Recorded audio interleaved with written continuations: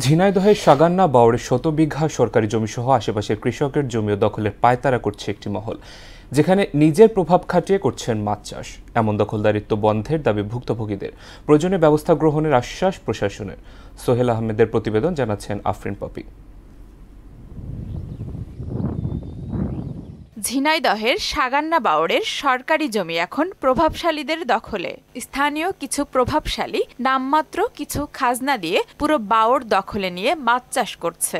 এতে সরকার লাখ লাখ টাকার রাজস্ব হারানোর পাশাপাশি জীবিকা হারাচ্ছে বাওড় পাড়ের জেলেরা।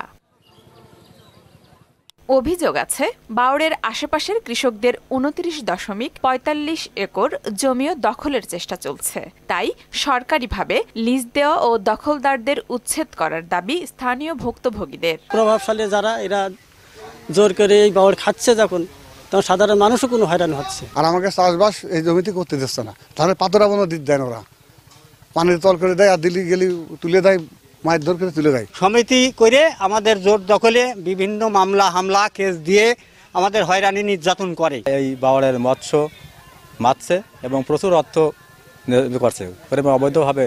আর পাশে যেগুলো জমি আছে এই জমিগুলো দখল করার চেষ্টা করছে। একটা মহল এই বাওড়কে আসলে তাদের প্রভাব খাটিয়ে এই বাওড়টা তারা দখল করে খাচ্ছে। সরকার রাজস্ব হারাচ্ছে, অথচ জনগণও খাইতে পারছে না।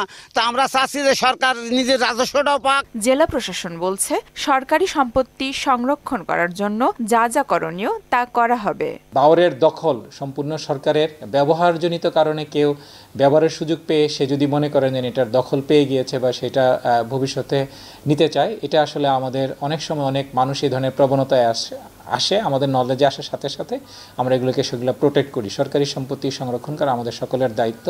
আমাদের কাছে যে কোনো ধরনের তথ্য আসার সাথে সাথেই সরকারি স্বার্থ শতভাগ সংরক্ষণ করার জন্য আমাদের যা যা করণীয় আমরা সব করছি। ঝিনাইদহ সদরের সাগান্না বাওড়টির মোট আয়তন 126.45 একর। আফরিন পপি, মোহনা সংবাদ।